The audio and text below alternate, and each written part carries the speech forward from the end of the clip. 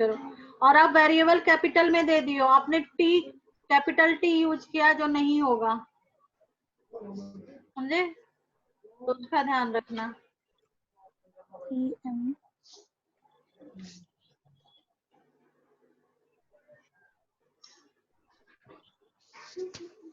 3 times the number and divided by 5. हो रहे हैं आपसे अथर्व? हाँ कर रहा हूँ अभी। 3 times क्यों मूव कर रहे हो आप? divided by 5.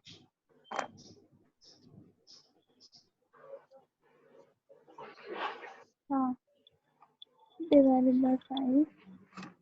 Divided by 5.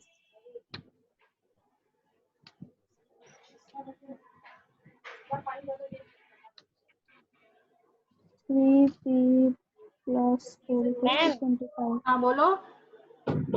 Ma'am fourth वाले में लिखा है number b divided by 5 give 6, तो मैम इसमें लिखा है नंबर b, तो मैम b को ये नंबर बोल रहा है।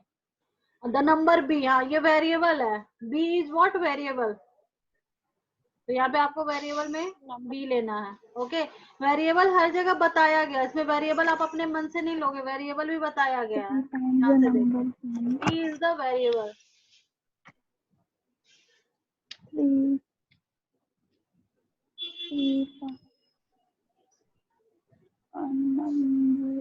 3 number 3 add to 4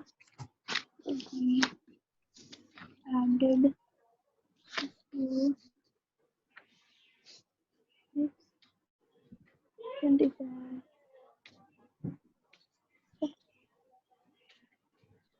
नहीं चल रही class. 4p minus 2 equals to 18.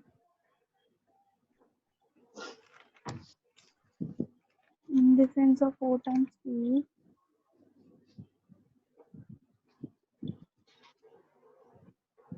Difference of 4 times p times p and 2 is 18 times p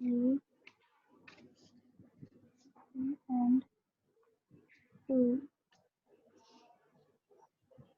is 18. Next one. 7 p 2 plus 2 equals to 2. 2 plus 2 plus 2. The number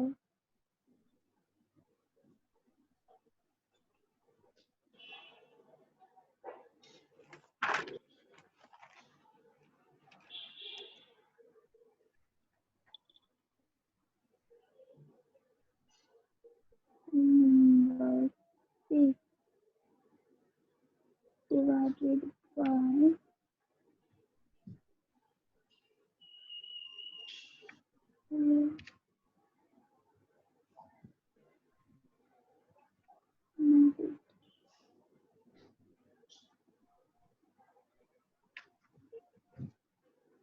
and by 2 gives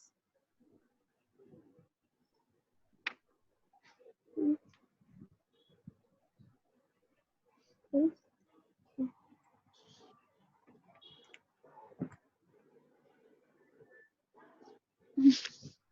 हम हो गया। हाँ हो गया। अब आप बोलते हाँ, जाओगे। फर्स्ट का आपने क्या लिखा है, स्टेटमेंट बोलना। The sum of number p and 4 is 15. ठीक है। Second, The difference between m and 7 is 3. हाँ इसको दूसरी तरीके से और भी लिखा जा सकता है, बता सकते हो कैसे लिखेंगे? हाँ मैंने लिखा है एक और जगह पे। Difference of 4 times p ma'am किस पे थी मैं? हाँ, difference of 4 time difference of 7 times m. Second वाले को डिफरेंस ऐसे ऑफ भी ले सकते हैं, 7 subtract from m is 3। 7 subtract from m is 3, ऐसे भी लिख सकते हो। थर्ड का बोलो। 2 times m gives 7. यस ठीक। Fourth. The number m divided by 5 gives 3. हाँ ठीक है। 3m 5m 4 5. अच्छा, number m divided by 5 is 3 भी हो सकता है, और ये भी हो सकता है 1/5 ऑफ m। ध्यान रखना, उसके बगल में लिख लो 1/5 of m is 3। 1/5 of m is is 3, 3. ये भी हो सकता है, समझे। अब यहाँ पे फिफ्थ में बोलो। हाँ, 3 times a number m divided by 5 gives 6. हाँ ये भी हो सकता है। दूसरा होगा 3/5 of m is 6। 3/5 of m is 6। 6. हाँ आगे बोलो। 6। 3 times a number p added to 4 gives 25. Number, हाँ 3 टाइम्स ऑफ नंबर्स लिखोगे, नंबर नहीं, क्योंकि हमें पता नहीं 3 नंबर नहीं बोलेंगे वहां पे। नहीं मैम, 3 times a number. हाँ 3 times a number. A number p added to 4 gives 25. 3 times of p बोलोगे, नंबर p नहीं बोलोगे, p इज वेरिएबल। तो या तो नंबर बोलो या p बोलो, तो नंबर आएगा ही नहीं यहाँ पर। अगर वेरिएबल नहीं होता तो हम बोलते 3 टाइम्स अ नंबर। ओके, तो यहाँ पे अ नंबर नहीं बोलेंगे क्योंकि वेरिएबल इज गिवन, तो हम बोलेंगे 3 टाइम्स p। Got it? आ गया? तो लिखोगे 3 टाइम्स अ नंबर p, नहीं 3 टाइम्स p। आ रही है बात समझ में? हाँ मैम, यस मैम. हाँ, अब बोलो अब इसका क्या लिखे। 3 times of p added to 4 gives 25. ठीक है। Next. Difference of 4 times p and 2 is 18. हाँ, और इसको भी ऐसे भी लिख सकते हो, 2 is subtract from 4 times p is 18, ma'am ऐसे भी आवाज आ नहीं आ सकता है। रही. 2 is subtract from 4 times p is 18, get 18। और next. Ma'am, the number p divided by 2 and added by 2 is 2. The number p divided by 2 And added by 2 is 2 is 8। ठीक है, हाँ सही है। अथर्व आपका हो गया? नो मैम पूछना है। हाँ मैम बोलो। 7th का आपने एक और तरीके से बताया था मैम, बताइएगा दोबारा. 2 subtract from 2 subtract from 4 times of p। 4 times p भी लिख सकते हो, आप लगाने की जरूरत नहीं। 4 times times p is 18 is 18. हाँ तुम बताओ, तुमको क्या प्रॉब्लम है? मैम एक 8th वाले ने बोला है if you take away 6 from 6 times y you get 60। हाँ तो हमें लेना किससे है? 6 लेना है। पहले लेना कितना है? 6 लेना है। किससे लेना है? 6 टाइम y से। तो पहले हम लिखेंगे 6y, फिर -6 इज इक्वल टू 60। समझे? ऐसे मत लिख देना 6 - 6y, वो गलत हो जाएगा। टेक अवे 6 लेना है फ्रॉम 6 टाइम y, यानी 6 टाइम y से लेना है। तो 6 टाइम y जो है वो आगे आएगा, फिर माइनस का साइन, फिर 6, फिर इक्वल टू का साइन, फिर 60। आ गया? मैम 7th वाले में जैसे 1/4 लिखा तो पहले 1/4 लिखेंगे 1/4, फिर ऑफ अ नंबर -4। एक मिनट मैं बता देती हूँ इसको। दोनों तरीके से तुम कर सकते हो, 1/4 भी कर सकते हो।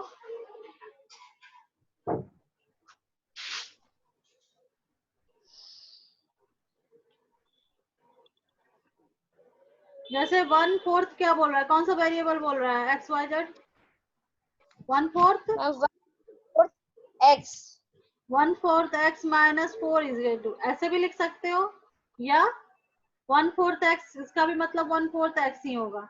ऐसे भी लिख सकते हो, दोनों तरीके से आपका सही होगा। आया? 1/4 x ऐसे भी लिख सकते हो, 1/4 x ऐसे भी लिख सकते हो, क्योंकि 1 × x = x। Yes ma'am. आ गए? और कोई doubt? Yes ma'am.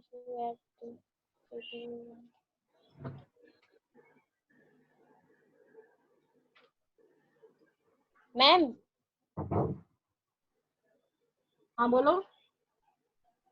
Ma'am 9th वाले में से बोला है if you add 3 to 1/3 of z, तो पहले 1/3 लिखेंगे, फिर हाँ। उसमें 1 के आगे भी z लगाना है और 3 के आगे भी। नहीं 1/3 ऑफ z यानी z, ये चीज को क्लियर करो, नहीं तो हमेशा गलत होगा।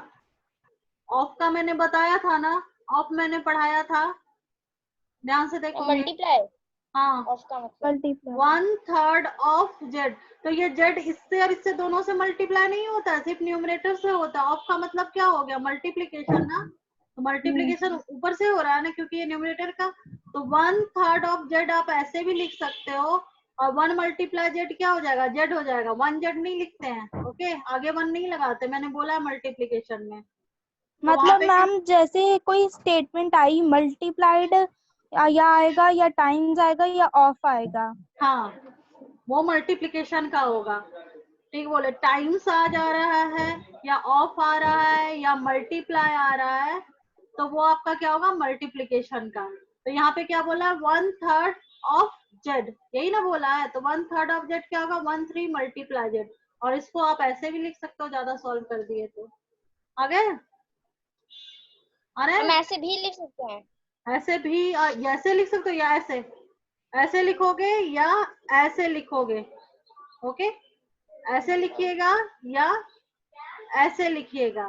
आप ऐसा साइन नहीं दोगे, ऐसे नहीं लिखिएगा। मल्टीप्लिकेशन का साइन, कोई भी इक्वेशन अभी आप सॉल्व करो तो देखो मल्टीप्लिकेशन का साइन कहीं पे नहीं रहेगा। तो other you right like this, हाँ, इन दोनों तरीके से लिखोगे। समझ में आया?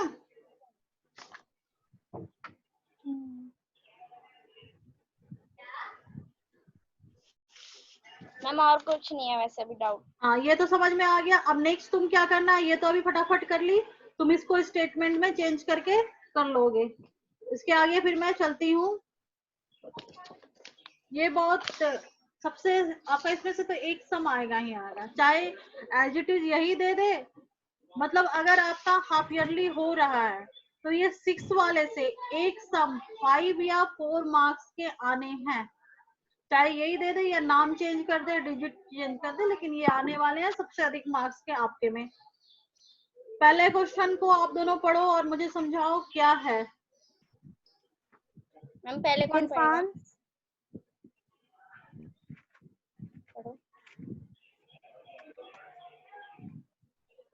मैम पढ़ना है? हाँ समझो और हमको समझाओ कि इसको करोगे कैसे।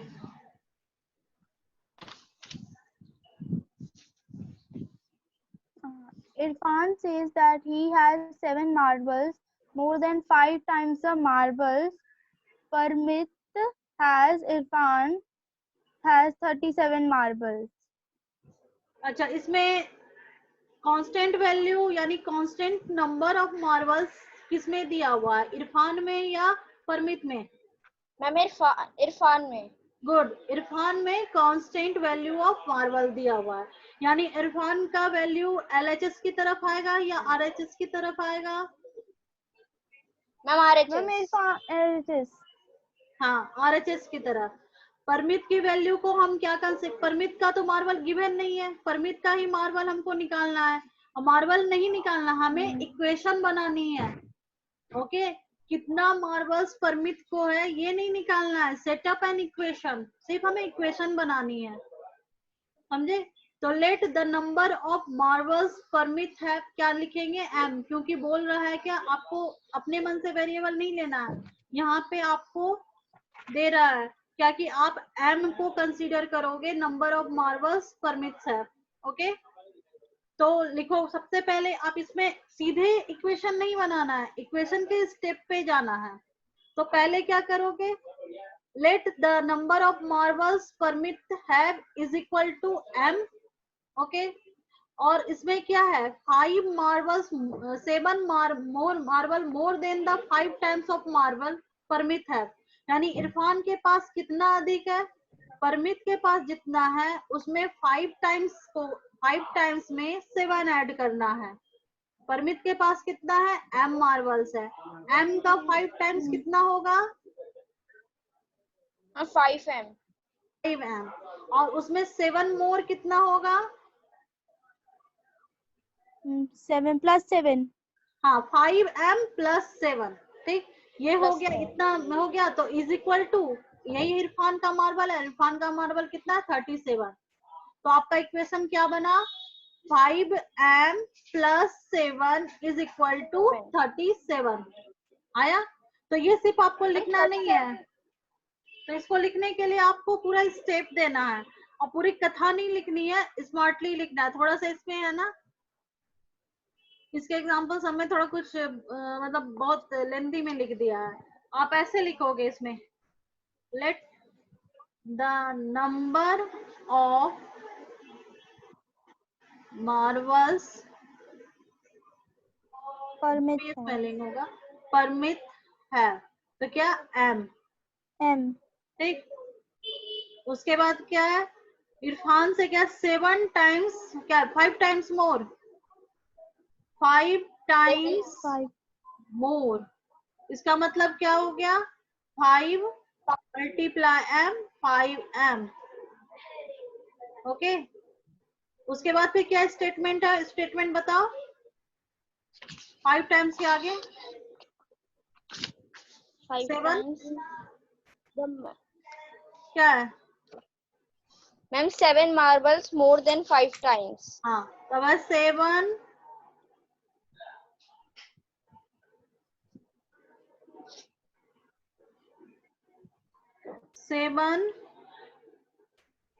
मार्बल्स मोर देन 5 टाइम्स, तो क्या हो जाएगा 5m + 7, इरफान है तो 5, Irfan number of marbles, number of marbles Irfan है कितना है, 97 57 कितना है,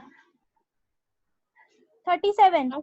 37 है। ठीक, नंबर ऑफ मार्बल इरफान है 37, तो अब क्या बनेगा 5m + 7 is equal to 37, this is the equation. आपको नंबर ऑफ मार्बल्स नहीं निकालने, ये m की वैल्यू अभी नहीं निकालने की, सिर्फ आपको इक्वेशन बनाने हैं, तो इक्वेशन इस तरीके से स्टेटमेंट के साथ जाएंगे, ओके।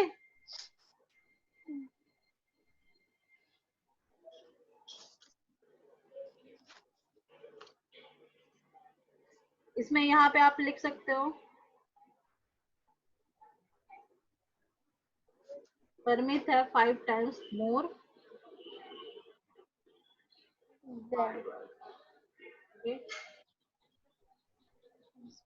उसे एक बार में सारे नहीं करेंगे, तो स्टेप वाइज ऐसे पहले समझना है, पहले समझोगे तब लिखोगे, लिखते लिखते नहीं समझना है, पहले समझ लोगे कि हमें करना क्या है, जब समझ गए तब उसको लिखना शुरू करोगे।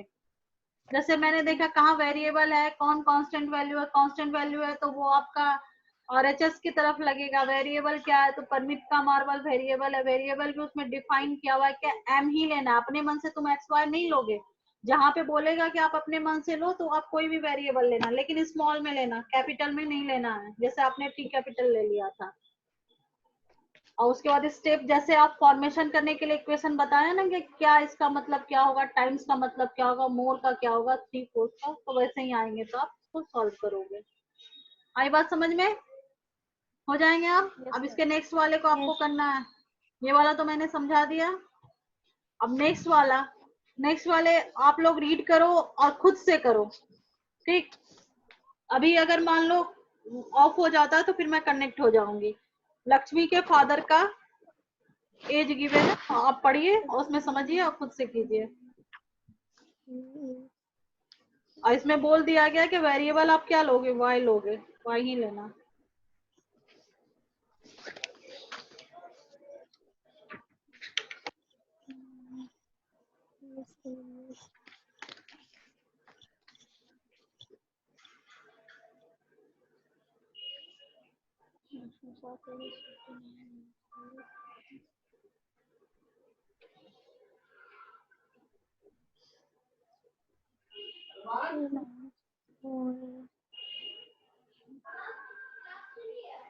यस बेटा.